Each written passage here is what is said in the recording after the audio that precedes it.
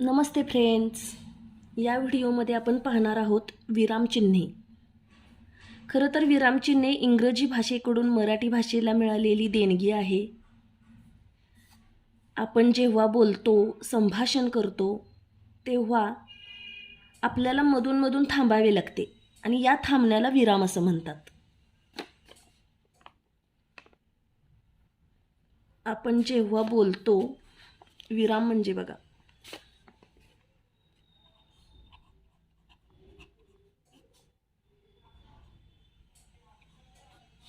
आपण जेव्हा बोलतो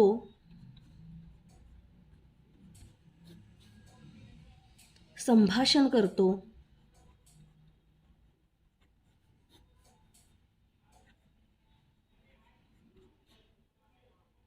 तेव्हा आपल्याला मधून थांबावे लागते.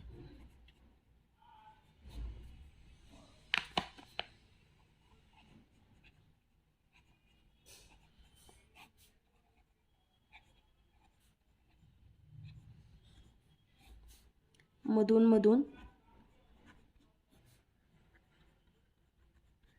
मध्ये आपण थांबतो आणि हे जे थांबणं असतं तर या थांबण्याला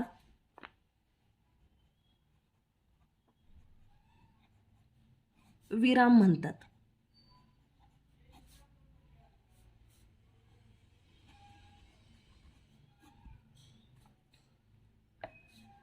मग बोलण्यातला विराम निरनिराळ्या चिन्हांनी दाखवले जातात. बोलण्यातले विराम असतात, थांबणं हे सुद्धा निरनिराळ्या चिन्हांनी दाखवलं जातं. अशा चिन्हांना विरामचिन्ह म्हणतात. विराम समजला. आता बोलण्यातील विराम.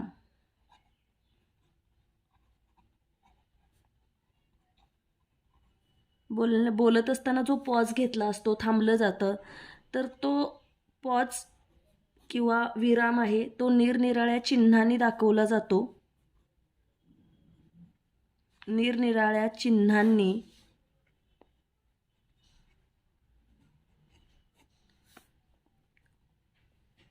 बोलण्यातले विराम निरनिराळ्या चिन्हांनी दाखवले जातात.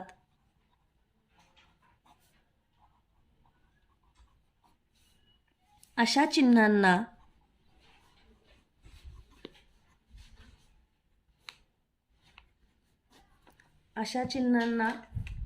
विरामचिन्हे म्हणतात.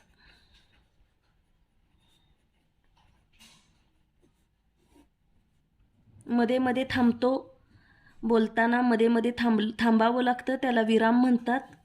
आणि बोलण्यातला विराम वेगवेगळ्या चिन्हांनी दाखवला जातो, त्याला विरामचिन्हे म्हणतात.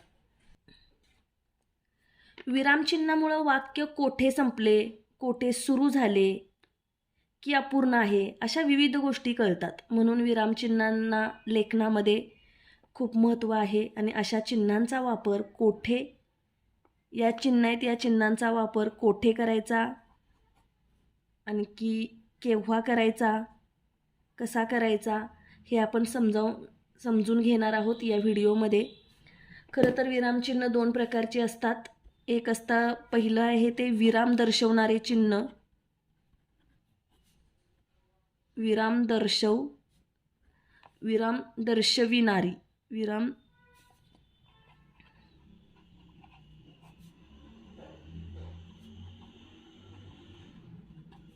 विरामचिन्हे दोन प्रकारचे आहेत. विरामचिन्हे दोन प्रकारची. पहिला आहे विराम दर्शविणारे. विराम दर्शवतो म्हणजे आपण वाक्य बोलताना शेवटी फुलस्टॉप देतो, त्याला काय म्हणतात? पूर्णविराम म्हणतात. विराम दर्शवले, पूर्णविराम, हे एक विरामचिन्ह आहे. अर्धविराम, खूप मोठं वाक्य असेल तर आपण पॉज घेतो मध्ये. स्वल्पविराम,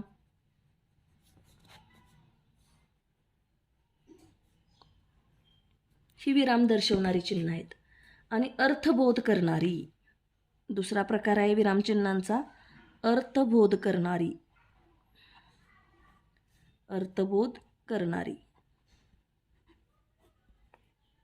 अर्थबोध कशातनं? वाक्याच्या शेवटी जर प्रश्नचिन्ह दिलं तर आपल्याला लक्षात येतं की हा प्रश्न विचारलाय, म्हणजे आपल्याला त्या वाक्याचा अर्थ कळतो, अर्थबोध होतो. प्रश्नचिन्ह आणि उद्गारवाचक चिन्ह. प्रश्नचिन्ह, उद्गारवाचक चिन्ह. विरामचिन्हाचे दोन प्रकार. विरामचिन्ह आहेत त्याचे दोन प्रकार आहेत. एक आहे विराम दर्शवणारी आणि दुसरं आहे अर्थबोध करणारी. आता आपण एकूण विरामचिन्ह आहेत 10, तर त्यातील एक एक विरामचिन्हाचा अभ्यास करूया. सर्वात प्रथम येतं पूर्णविराम. हे विराम दर्शवणाऱ्यामध्ये येतं. पूर्णविराम सर्वांना माहीत आहे, वाक्याच्या शेवटी विधान किंवा वाक्य पूर्ण झाले हे दाखवण्यासाठी पूर्णविराम दिला जातो. पूर्णविराम फक्त असा हा डॉट दिला जातो वाक्याच्या शेवटी. त्याच्यावरून आपल्याला लक्षात येतं. एक उदाहरण त्याचं बघूया. गणेश गावाला गेला. गणेश गावाला गेला. आणि वाक्य पूर्ण झाल्यावर वाक्याच्या शेवटी किंवा हे विधान झालं तर त्या विधानाच्या शेवटी आपण पूर्णविराम देतो. पूर्णविराम. पूर्णविराम आणखी एकदा दिला जातो शब्दांचा संक्षेप दाखवण्यासाठी अद्याक्षरापुढे. शब्दांचा संक्षेप दाखवण्यासाठी अद्याक्षरापुढे विराम दिला जातो. उदाहरणार्थ आपण नाव लिहिताना असं लिहितो बघा.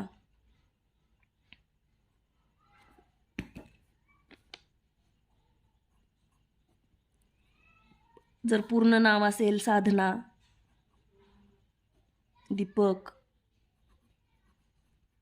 पवार, तर काय करतो आपण, सा झाल्यावर टिंब, इथं पूर्णविराम देतो, साधना दीपक पवार. म्हणजे शब्दांचा संक्षेप दाखवण्यासाठी. किंवा पदवी लिहिताना BA, MA आणि त्याच्यासमोर आपण काय करतो, पूर्णविराम देतो. पूर्णविराम 2 ठिकाणी दिला जातो. यानंतर आहे पुढचं विरामचिन्ह पाहूया आपण, अर्धविराम. अर्धविराम. अर्धविराम कसा दिला जातो, पूर्णविराम असतो आणि त्याच्याखाली स्वल्पविराम. 2 छोटी वाक्ये उभयान्वयी अव्ययांनी जोडलेली असतात तेव्हा, 2 छोटी वाक्य असतील आणि ती उभयान्वयी अव्ययांनी जोडली असतील तेव्हा हे विरामचिन्ह दिलं जातं. उदाहरणार्थ उदाहरण बघूया आपण. उदाहरणार्थ रामने खूप अभ्यास केला. उदाहरणार्थ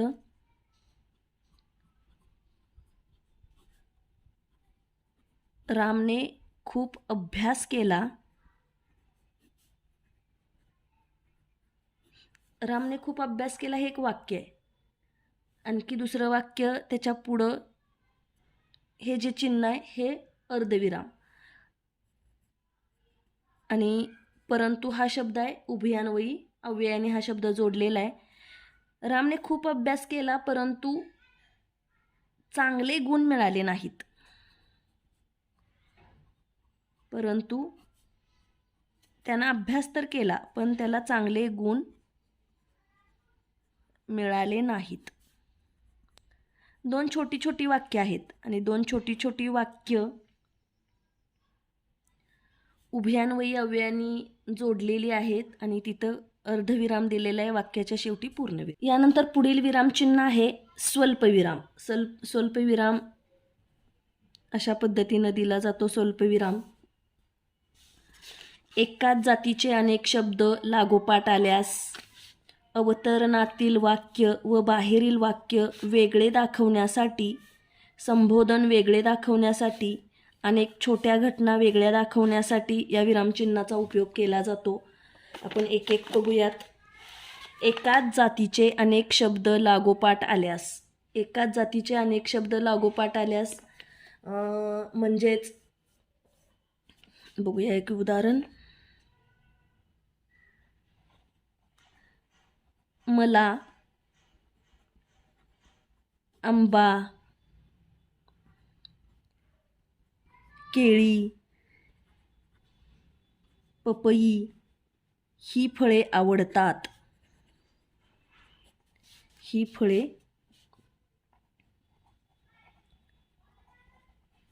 आवडतात. वाक्याच्या शेवटी पूर्णविराम. एकाच जातीचे अनेक शब्द. आता हे आंबा, केळी, पपई ही सर्व फळे आहेत आणि ते लागोपाठ आल्यास त्याला काय करायचं आहे, स्वल्पविराम द्यायचा आहे. वर्गातील विद्यार्थी असतील तर वर्गातील त्या मुलांची आपण नावं घेतो. राम, गणेश, हर्षद, साईराज हे विद्यार्थी इयत्ता 4थीमध्ये शिकतात. अशा प्रकारचं उदाहरण होऊ शकतो आणि त्या मुलांची नावं आहेत तर त्या ठिकाणी आपल्याला तिथं कॉमा द्यायचा आहे, म्हणजेच स्वल्पविराम द्यायचा आहे. संबोधन वेगळे दाखवण्यासाठी. संबोधन वेगळे आहे हे दाखवण्यासाठी. उदाहरणार्थ मधू म्हणाला किंवा सचिन म्हणाला इकडे ये. आता इकडे बघ, दुसरं उदाहरण बघा.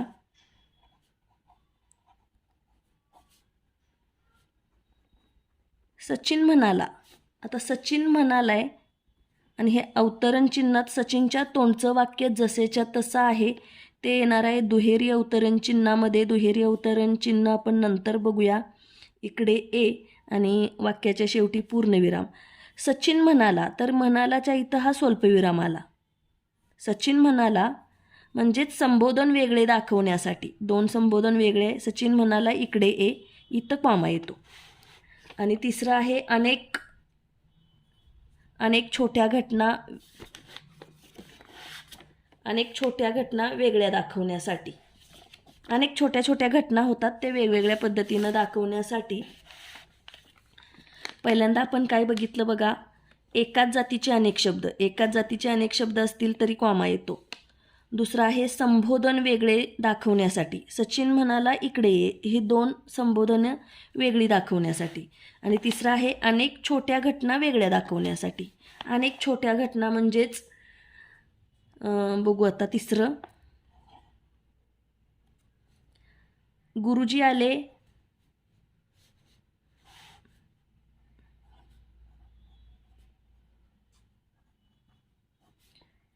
गुरुजी आले.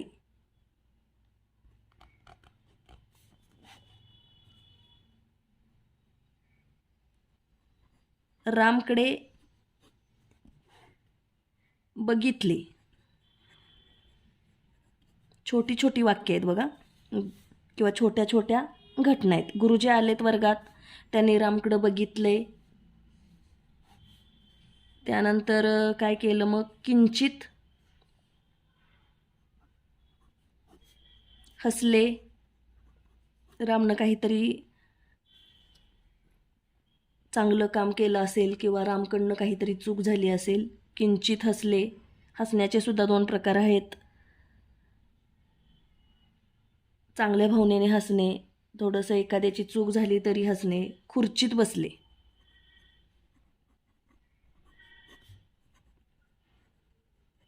आणि शेवटी वाक्याच्या पूर्णविराम. तिसरी घटना काय सांगते, अनेक छोट्या घटना वेगवेगळ्या दाखवण्यासाठी. आता इथं गुरुजी आलेत, छोटीच घटना आहे. रामकडं बघितलं, छोटी घटना आहे. किंचित हसले, खुर्चीत बसले. म्हणजे अनेक छोट्या घटना वेगळ्या दाखवण्यासाठी या स्वल्पविरामचा इथं उपयोग होते. गुरुजी आले, रामकडे बघितले, किंचित हसले, खुर्चीत बसले, वाक्य पूर्णविराम. अशा पद्धतीनं या स्वल्पविरामचा उपयोग केला जातो. एकाच जातीचे अनेक शब्द लागोपाठ आल्यास संबोधन वेगळे दाखवण्यासाठी आणि अनेक छोट्या घटना वेगळ्या दाखवण्यासाठी. चौथं विरामचिन्ह आहे अपूर्णविराम. अपूर्णविराम हा वाक्याच्या शेवटी तपशील द्यायचा असल्यास. वाक्याच्या शेवटी तपशील द्यायचा असेल तर उदाहरणार्थ आपण घेऊ, समजा कबड्डीचा संघ तयार करायचा आहे किंवा वर्गातील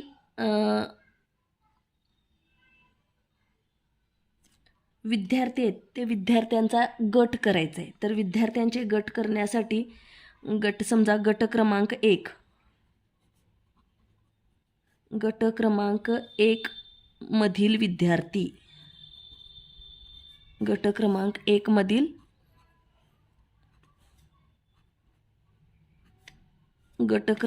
मधील विद्यार्थी. तर या गट क्रमांक 1 मध्ये आपण काय करणार आहेत, ओळीनं क्रमानं विद्यार्थी न घेता पटामधील आधील विद्यार्थी घेणार आहोत. मग त्यासाठी हे जे चिन्ह दिलं जातं याला अपूर्ण विराम असं म्हटलं जातं. हे चिन्ह देऊन मग गट क्रमांक 1 मध्ये असणारे विद्यार्थी 2 नंबरचा असेल, 5, 7, 9, 11, 13, 15, 1, 2, 3, 4, 5, 6, 7 असे 7 विद्यार्थी असतील एका गटामध्ये. मग हे जे चिन्ह दिलं जातं आणि त्यानंतर हे विद्यार्थ्यांचे हजेरी क्रमांक. अशा पद्धतीनं वाक्याच्या शेवटी तपशील द्यायचा असेल तर अपूर्ण विराम हे चिन्ह वापरलं जातं. पुढील बघूया आपण प्रश्नचिन्ह. प्रश्नचिन्ह सर्वांना माहीत आहे. प्रश्नार्थक वाक्याच्या शेवटी प्रश्नार्थक वाक्य असेल त्याच्या शेवटी हे दिलं जातं. उदाहरणार्थ बघूया एखादं वाक्य. तुझे नाव काय? तुझे नाव काय हा प्रश्न त्याला विचारले. किंवा मराठी विषयात किती गुण मिळाले?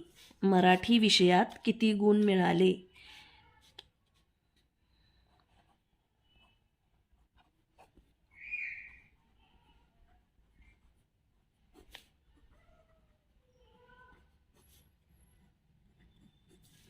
किती गुण मिळाले? प्रश्न विचारलाय. प्रश्न विचारलं, प्रश्नाच्या शेवटी प्रश्नचिन्ह. म्हणजेच ही अर्थबोध करणारे आहेत. तुझे नाव काय? अर्थबोध करणारं वाक्य आणि त्याच्यामध्ये प्रश्नचिन्ह हे अर्थबोध करणारं विरामचिन्ह आहे. मराठी विषयात किती गुण मिळाले आणि वाक्याच्या शेवटी प्रश्नचिन्ह. यानंतर अर्थबोध करणारं विरामचिन्ह आहे उद्गार चिन्ह. आता उद्गार चिन्ह बघा कसं लिहिलंय. उभी रेष आणि त्याच्या खाली पूर्णविराम. याला उद्गार चिन्ह असं म्हणतात. उद्गार चिन्ह केव्हा वापरतात? उत्कट भावना व्यक्त करताना ती दाखवणाऱ्या शब्दाच्या किंवा वाक्याच्या शेवटी. एखादी उत्कट भावना आपण व्यक्त केली किंवा ते वाक्य असेल किंवा तो शब्द असेल तर त्याच्या शेवटला उद्गार चिन्ह दिलं जातं. जर साप दिसला आपल्याला रस्त्यामध्ये किंवा तुम्ही रस्त्याने जात असाल, शेतात जात असेल, अचानक साप दिसला तर काहीतरी म्हणता बापरे किंवा अरे रे किती मोठा साप, असं शब्द तुमच्या आपोआपच तोंडून येतात. अरे रे, अरे रे हे उद्गार, हा शब्द उत्कट भावना आपल्या तोंडून आलेली आणि या शब्दानंतर इथं येतं उद्गार चिन्ह. उत्कट भावना झाली ना आपली ही, अरे रे किंवा बाप रे. वाक्याच्या शेवटी येतं असं काहीच नाही. उत्कट भावना व्यक्त करणारा जर शब्द असेल तर त्या शब्दाच्या शेवटी अरे रे तो नापास झाला. अरे रे तो नापास झाला आणि वाक्याच्या शेवटी पूर्णविराम. बाप रे किती मोठा साप, किती मोठा साप आणि वाक्याच्या शेवटी पूर्णविराम. आता हे वाक्याचं झालं. आता यानंतरील विरामचिन्ह आहे अवतरण चिन्हे. अवतरण चिन्हामध्ये दुहेरी अवतरण चिन्ह आणि एकेरी अवतरण चिन्ह. तर सर्वात पहिल्यांदा आपण दुहेरी अवतरण चिन्ह पाहूया. दुहेरी अवतरण चिन्ह इथं दाखवले. अशा पद्धतीनं हे दुहेरी अवतरण चिन्ह असतं. बोलणाऱ्याच्या तोंडचे शब्द दाखवण्याकरता, जसेच्या तसे बोलणाऱ्याच्या तोंडचे शब्द दाखवण्याकरता या चिन्हाचा वापर केला जातो. आई म्हणाली, आई म्हणाली, कॉमा इथं येतो स्वल्पविराम आणि आई आता जे काही म्हणणार आहे आईच्या तोंडचं शब्द इथं दुहेरी अवतरण चिन्हामध्ये लिहिले जातात. आई म्हणाली मी येईन आणि पूर्णविराम आणि अवतरण चिन्ह पूर्ण. म्हणजेच बघा याच्यामध्ये स्वल्पविराम आला, पूर्णविराम आला, दुहेरी अवतरण चिन्ह, या इतक्या छोट्याशा वाक्यामध्ये 3 विरामचिन्हांचा उपयोग केलेला आहे. आई म्हणाली मी येईन, म्हणजे आईला कुठं तर जायचं असेल, समजा पिकनिकसाठी जायचं असेल, चर्चा सुरू असेल, आईचं मत काय आहे असं विचारलं तर दुसरा व्यक्ती काय सांगतो, आई म्हणाली. आईच्या तोंडचं वाक्य जसंच्या तसं येणार. आई म्हणाली मी येईन, म्हणजे आई यायला येणार आहे. म्हणजे मी विचारलं तेव्हा ती मला म्हणालेली मी येईन असं म्हणालेली असं. एकेरी अवतरण चिन्ह. एकेरी अवतरण चिन्ह या पद्धतीनं लिहिलं जातं. एखाद्या शब्दावर जोर द्यायचा असल्यास दुसऱ्याचे मत अप्रत्यक्षपणे सांगतात. एखाद्या शब्दावर जोर द्यायचा, एखाद्या शब्दावर, आणि दुसऱ्याचं मत अप्रत्यक्षपणे सांगतात. उदाहरणार्थ मूलध्वनींना वर्ण असे म्हणतात.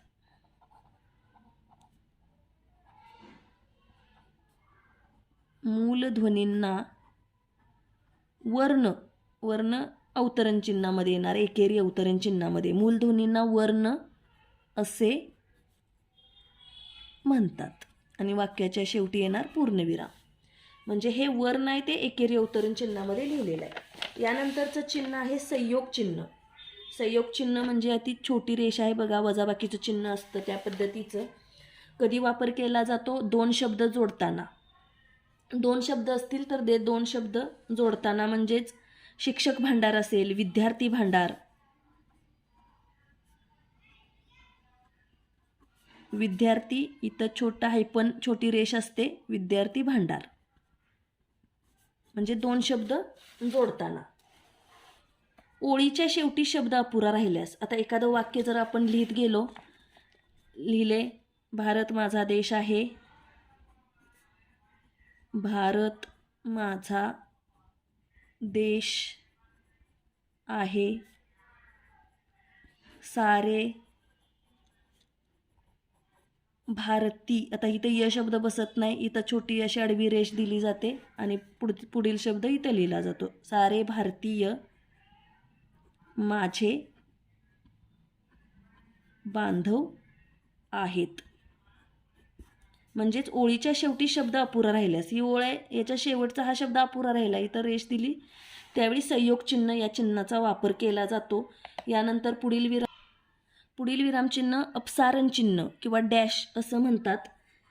त्यालाच स्पष्टीकरण चिन्ह असंही म्हणतात. स्पष्टीकरण चिन्ह, एखादं टीप लिहायची असेल तर आपण लिहितो बघा, टिपालेहामध्ये, आणि तिथं पुढं अशी डॅश मारतो आणि इथं लिहायला सुरुवात करतो. बोलता बोलता विचार मालिका तुटल्यास, जर समजा एखाद्याला आपल्याला काहीतरी सांगायचं आहे, म्हणजे आपण बोलता बोलता एखादी गोष्ट अचानकपणे बोलून गेलो आणि परत आपल्या बोलताना लक्षात आले की ही गोष्ट आपल्याला सांगायची नाही, आणि त्यावेळी आपण असं म्हणतो मी तिथे गेलो. उदाहरणार्थ बघा,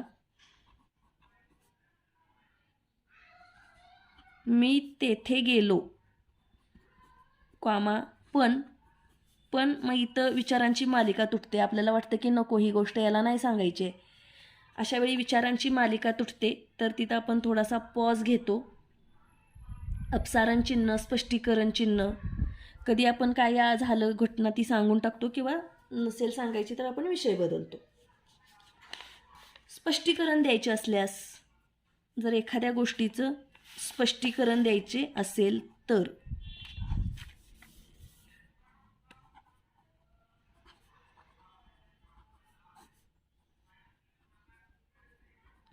स्पष्टीकरण द्यायचे असल्यास, उदाहरणार्थ तो मुलगा ज्याने बक्षीस मिळवले तो आपल्या शाळेतील आहे.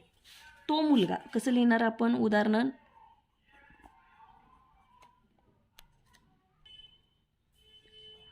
तो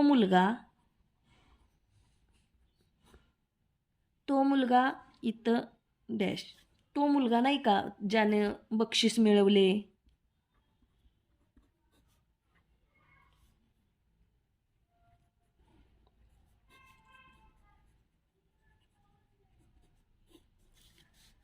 आणि पुन्हा सांगतो आपण, तो आपल्या शाळेतला आहे. तो मुलगा नाही का ज्याने बक्षीस मिळवले आपल्या शाळेतील आहे.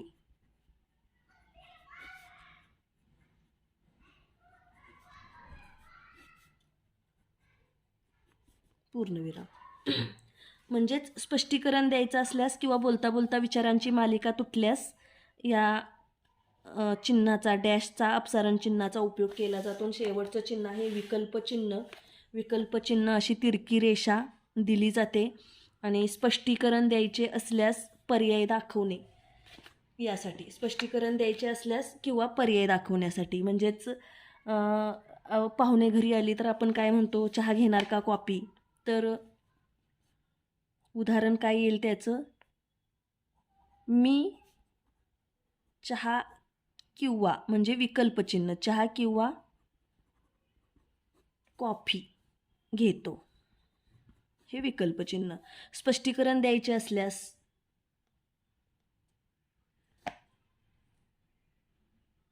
किंवा पर्याय दाखवण्यासाठी चहा किंवा कॉफी, अशा पद्धतीनं या विकल्पचिन्हाचा उपयोग होतो. आणि ही विरामचिन्ह, बोलण्यातला विराम निरनिराळ्या चिन्हांनी दाखवला जातो, अशांना विरामचिन्ह म्हणतात.